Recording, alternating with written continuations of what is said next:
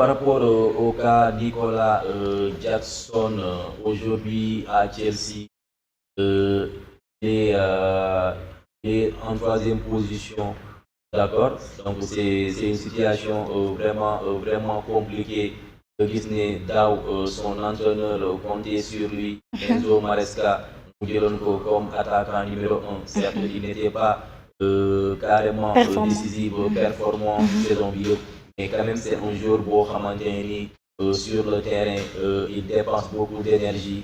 Man, je l'aime bien parce que effort def pour aider non seulement ses partenaires repli défensif yi nga xam ne da koy def tu vois même soo ko boolee ak Palmer da nga doon gis ne c'était une bonne association mais si au niveau bi ils ont besoin justement d'un attaquant boo xamante ni il est décisif, il marque des buts à chaque fois. Et du coup, Chelsea a recruté justement deux joueurs, Delap et João Pedro. Et gis nga ne même Dembo, à la place de João Pedro, Enzo Maresca a préféré Delap. Donc Jackson est aujourd'hui à la troisième position si attaquant yi. Donc une chose boo xamante ni tey du ko jàppale si évolution tu vois et ça sera compliqué parce que tout attaquant ou bien tout joueur a besoin de jouer, a besoin du temps de jeu pour pouvoir s'illustrer, pour pouvoir montrer effectivement ses capacités. Li nga xamante ni moom la mën mais tey soo demee ba ñu compter woon si yow et compter tuñ si yow ça c'est une situation difficile. Donc le mieux aujourd'hui équipe plus changer de club xool foo xamante ni dina am temps de jeu mais avec ce rythme là nga gis ne João Pedro 2 matchs il a planté justement 3 buts, un doublé et hier un but en finale. Donc il est parti pour devenir l'attaquant numéro 1 de Chelsea cette saison. Et derrière il y a Delap bi nga xamante ni jënduñu ko pour teg ko banc et Jackson il a des qualités gis nañ Jackson avant muy ñëw Chelsea fi mu nekkoon Villarreal à chaque fois il marquait but ñu doon dugal même soo koy xool da ngay ne est-ce que réellement c'est ce même Jackson là qui est actuellement à Chelsea on se pose cette question là parce que mënatul dugal est-ce que dañ koy boole ak les meilleurs joueurs non je ne pense pas il a les joueurs toujours à ses côtés mais peut-être c'est la notion de pression qui revient quoi parce que foofu noonu day am pression bi foofu noonu c'est par rapport à l'intensité de jeu c'est par rapport à la fluidité de jeu là c'est important parce que da ngay gis ne à chaque fois devant les buts il a du mal à concrétiser même ses actions donc pour man pression boobu noonu la quoi montrer effectivement que c'est un joueur intéressant il peut marquer à chaque fois des buts loolu noonu soo amee pression boobu noonu même attaquant boo munti doon si tu as cette pression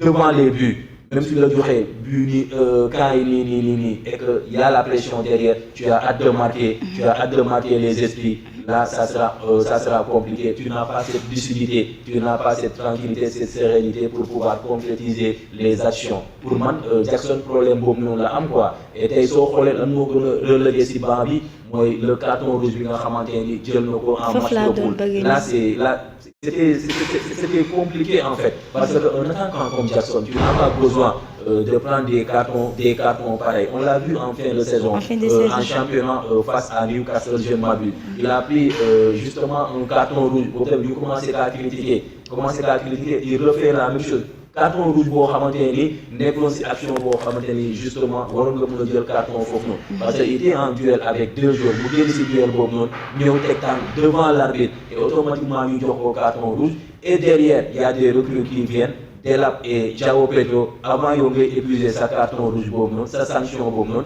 derrière joueurs yooyu dañuy illustré wu et si toutefois ñu illustré wu yow doo mën a bokkaat si 11 comme quoi on ne change pas une équipe qui gagne et c'est avec cette équipe-là que Chelsea a gagné, que Chelsea a dominé ses adversaires. Donc Jackson fan nga koy teg je ne vois pas. Donc pour moi, loolu noonu moo ko pénalisé détail yooyu noonu moo ko pénalisé pour un attaquant pour un joueur boo xamante ni tu as besoin d'évoluer tu as besoin effectivement d'avoir du temps de jeu parce que tey que ça soit João Pedro, que ça soit Delap, mais peut-être pour maturité, justement, c'est ce qui fait la différence. Et aujourd'hui, il est relégué en 3e position.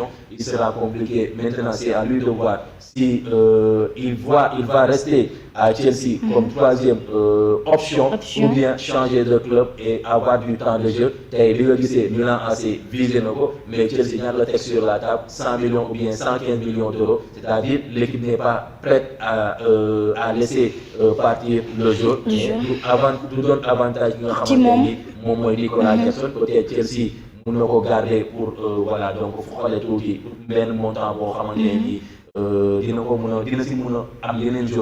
compenser recrues maintenant c'est à Nicolas Jackson de voir si tu bëgg sélection équipe nationale encore. Exactement et comme j'ai l'habitude de dire en équipe nationale les places actuellement sont trop serrées et resteront toujours chères parce que en attaque on a des jeunes ils ont envie de faire l'équipe nationale. On a des jeunes actuellement ils sont là en feu et en flamme, donc c'est à lui maintenant de regarder ce qui est l'arrange pour pouvoir revenir en équipe nationale et on a besoin de compter sur ce jour-là pour voilà, donc les échéances à venir, c'est-à-dire les éliminatoires de la Coupe du Monde 2026.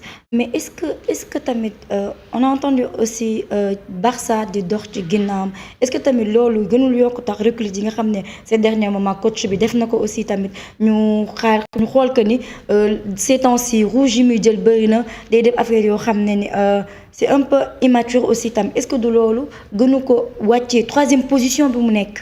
Bon, 3e position bi c'est à travers des faits concrets mooy li ma la wax nii tey yow tu es dans une situation défavorable. Depuis saison passée, à chaque fois nous les critiquer à travers prestations yi ngay def ni fi ñuy raisin parfois nga dox parfois doo dox souvent ñu dox ay occasions yu franches yoo xamante ni mënoo ko concrétiser à chaque fois tu reçois des critiques mais quand même il a un mental fort, il gère mais au niveau bi xamuñu loolu noonu obligation de résultat là, tu fais des résultats là on te garde. Là, tu fais partie de l'effectif, tu fais partie du 11 de départ, tu ne fais pas de résultat, là tu ne joues pas. Et si vous dites situation vraiment compliquée, ce n'est pas parce que Jackson est recruté, mais si laps de temps est monté. Et au moment où l'équipe est recrutée, il y a un carton rouge. Carton rouge, après, permettre empêcher de footballer un match, c'est-à-dire 2 matchs, voire 3 matchs.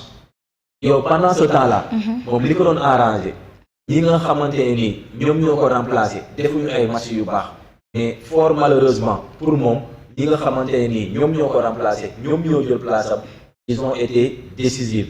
Je prends l'exemple de João Pedro tey mënatul dañ ci équipe Chelsea xanaa mu gaañu ñeneen ñi ñëw wala mu am def contre-performance mais sinon ak rythme bii nii mu commencé 2 matchs 3 buts décisif, là justement il est parti pour rester numéro 1 si équipe Bob.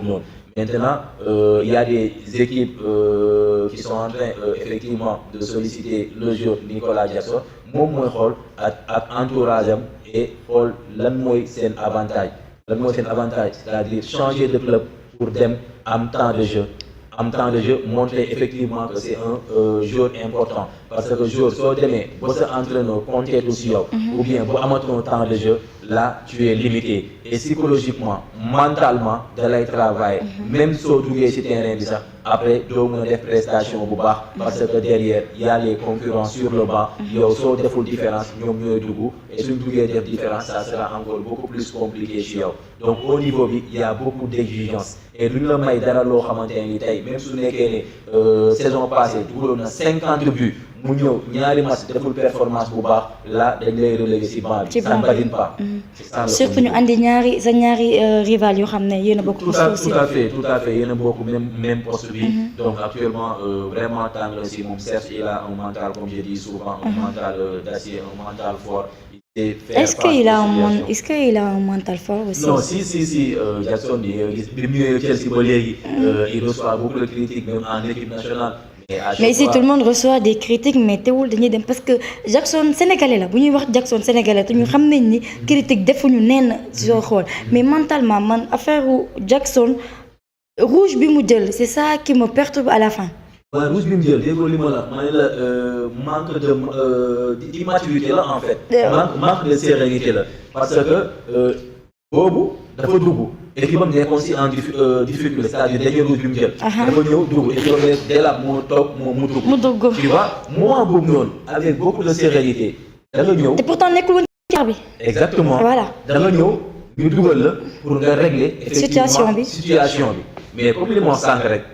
mun nga am pression wala nga yàkkamti tu as hâte de faire des différences. ñëw dugg récupérer balle bi génnee passe wala nga kii c'est-à-dire dafa nekkoon si mouvance lijjanti place am pour pouvoir se confirmer pour montrer effectivement que qu'il est là léegi loolu noonu nag. est-ce que loolu jàppoo ni waroon na dem ak xelam mentalité am utiliser ko parce que man je vois pas Delap génn koo xam ne ni. mi ngi doog a ñëw adhéré ci équipe bi. yow depuis lors yaa ngi ci équipe bi. ñu jël la teg la banc est-ce que tamit un petit peu jaxasoo ci le fait que ne Delap début commencé match bi aussi tamit. waaw xam nga loolu noonu c'est pas parce que amul mentalité bu forte. mais je peux dire ça. non je peux dire ça aussi Dodo mën nañ wax loolu tamit. il a une bonne mentalité. man léegi jour boo xamante ne nii damay suivre Nicolas Jackson de près. ay évolution ay performance. est-ce que doo fan sam moo tax. non du ma fan sam man. mais parce que man je ne peux pas comprendre Nicolas Jackson tey nga dugg deuxième mi-temps di def erreur bu bête boobu excusez-moi sur le mot. def erreur boobu noonu te pourtant yow yaa ngi xool que ni Delap moo ñëw nekk ki nga xam ne mooy sa rival tey jii nii pourquoi ñu jël ko dugal ko deuxième mi-temps premier mi-temps génnee ko pour ñu yóbbu la xam nañ ni situation boobu mënu ko woon régler. yow ñu andi la pour nga régler ko nga def sa bêtise boobu toon tamit nga gën a empirer situation bi jël carton rouge au dernier moment aussi. dama lay benn affaire ñun ay joueurs lañ dañuy football. y a des réalités sur le terrain. yaa ngi dégg tey joueurs yi la dugg 2 minutes même pas 3 minutes mu jël carton rouge. c'est pas seulement Jackson c'est des faits récurrents dans le foot. yaa ngi dégg ak geste Jackson non je suis pas d'accord. ak geste bi. oui un attaquant aussi. merci. voilà geste bi moo tax ma ne ko est-ce que du fan Jackson aussi. bon si parce que geste bi man j'ai condamné geste bi mu def vraiment dafa ëpp yow nga génne si benn duel boo xamante ne entre deux joueurs. tu n'as pas besoin nga ñëw di teg tànk. d'une manière flagrante comme ça arbitre bi nekk sa kanam. pour man foofu noonu il a manqué tout simplement. de lucidité. loolu la tout simplement de lucidité de sérénité. moo tax may la. mais quand on parle de lucidité sérénité tamit aussi. qu'est-ce qu'on peut dire aussi. waaw d'accord dégg nga peut-être dafay yàkkamti woon pour dugg def des différences. yaa ngi dégg. mais man je ne peux pas comprendre un attaquant avec son mental. ak yow li la kii nga xam ne ni yow tey jii nii. lii mooy sa sànq tàcc comme ni ñu ko mën a waxee. Delap génn na. te xam nga pourquoi ñu recruter Delap. pourquoi ñu recruter ko et pourquoi ñu toog la woon dugal la. mais Adja est-ce que yow un joueur comme Nicolas Jackson dina dugg pour am intention wala régler match bi mu tay ko jël rouge.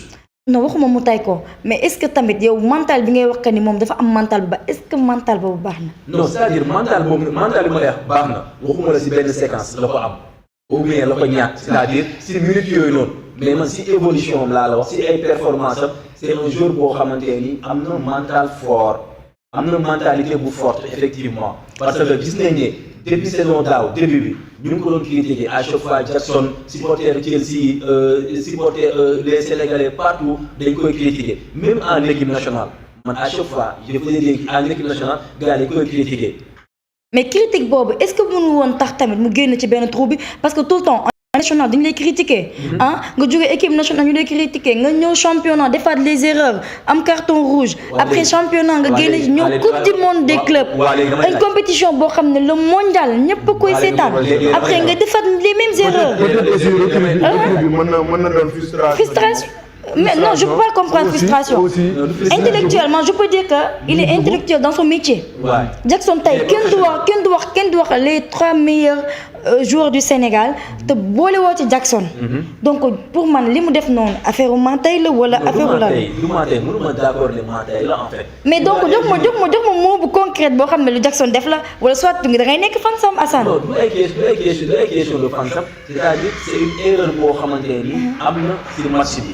mais en tant que joueur mënoon na ko éviter préparer boppam psychologiquement avec beaucoup de lucidité xam ne ah fii nii kat c'est-à-dire conscientiser wu avant muy dugg ci terrain bi. est-ce que yaa ngi dégg loolu noonu su amoon préparation mentale boobu noonu en fait loolu noo ko permettre mu éviter loolu mais tey Jackson man dama la ne man damay su ma la ne am na mentalité force c'est-à-dire du benn séquence boobu noonu dama ko yàgg suivre depuis mu jógee Villarreal ba ñëw Chelsea activité yi muy def sa première saison à Chelsea il a dépassé la barre des 10 buts il a fait mieux que Sadio Mané wala mu voilà donc égalité. mais même bu dépassé Jackson attaquant la. dañuy soxla chaque match mu triplé. wala mu doublé. mais Jackson parfois dina toog des longues durées yoo xam du dugal. du dugal ba pare di rater ay occasions. di rater ay occasions yu franc surtout ça. du dugal surtout ça. du dugal tey la France. man durant toute la compétition man Jackson moo ma étonné ci compétition bi. parce que il était le seul Sénégalais boo xam ne tey jii nii moo dem ci compétition boo xam ne y a d'autres Sénégalais qui voulaient être là-bas aussi à sa place. est-ce que waru ko woon saisir à ce moment-là. bon man li ma jàpp ni Jackson loolu moo ko jàpp ni recrutement yi gars yi def moo créé si moom. loolu laay wax Assane ma ne ko est-ce que du recrutement yi moo tax ma ne la est-ce que mental bu baax Jackson yor na ko wala entourage Jackson est-ce que baax na aussi tamit. moi je ne peux pas comprendre ba muy jógee Villarreal di ñëw Chelsea. dañu ne li mu signé dafa bëri. est-ce que tamit du ci li nga xam ne moom mooy agent wam en plus ñuy déglu Jackson partout Paris d'autres clubs qui veulent que Jackson ñëw foofu tamit est-ce que tamit Jackson doyalul ci Chelsea parce que parfois di nga toog benn club boo xam ne doo bëgg lu dul dem. non dellu si Chelsea parce que man damay topp les faits damay topp les images. tey soo xoolee démb image yu Jackson yi doo jàpp ne kii dee na si Chelsea doo ko jàpp à travers bien vrai que footballul non xaaral rek bien vrai que. mais le final moom parce que engagement donc parce que tamit on peut dire que ni final la boo xam ne tamit ku ne da ngay bëgg andi benn joueur jënd coupe dañ doon jubilé félicitations merci. merci beaucoup. même yére bu mu sol sax dossard bi et tout ça. dindi ko day feeñ quoi ci kanamam. non c'est-à-dire xam nga tey c'est une perception en fait. xam nga tey mënul neex nga ñëw teg Dilap. waaw teg Nkunku teg João Pedro récemment venu de Brighton. mu la ni ñooñu ñëpp moom Nkunku ñoo ko gën a yàgg nga ñëw jël ñu bees ñi teg ko sa kaw. loolu noonu maanaam. est-ce que moom causé wul que ni moom est-ce que causé wul problème bi am ci diggante moom ak coach am. non y a pas de peut-être aussi amoon na incident ak Palmer. non y a pas de merci anglais dañu favoriser seen doom aussi. ñoom seen doom du y a pas de problème incident boobu. pourquoi nga ne y a pas de problème. non xaaral restons zen quoi. restons zen wala amul incident. keroog Palmer muy kañ poto bi moom c'est-à-dire Jackson dafa waroon def pas soo gisee daaw ñoom ñaar ils étaient les meilleurs joueurs de Chelsea. ils avaient une entente parfaite. ñoom ñaar Jackson ak Palmer est-ce que yaa ngi dégg mais tey mais parce que match la li xew derrière les caméras xam nga tey aujourd'hui nous sommes là. sûr mooy Jackson lu mu def noonu Palmer da ko doon def day jàkkaarloo camp ni Jackson taxaw moo ko paas Jackson laal mu dóor góor bi génnee mais aussi xam nga dafa am loo xamante ni foo ñu bàyyi xel mooy ñun ñoo dem fekki tubaab bi waaw tubaab bi lu métti place yu baax yi seen doom yi lañ koy jox. ballon d'or yi seen doom yi lañ koy jox. non c'est bon mais donne-lui une anecdote Sadio Mané moment bi mu toll ci ballon bi. voilà na leen gis moment boobu. non ballon d'or c'est pas seulement une question de sénégalité. C'est une question d'africanité. Non, moi je suis pas d'accord. Non, mais chaque instant on voit les Sénégalais se révéler.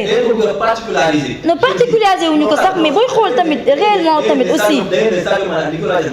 Ballon d'or tey jii nekkul une question de sénégalité mais c'est une question d'africanité. C'est le principal problème qui se pose depuis belle lurette si ballon d'or bi. Donc du ma nangu tey jii nii nga ne carrément Jackson ou bien nga jël exemple comme Sadio Mané.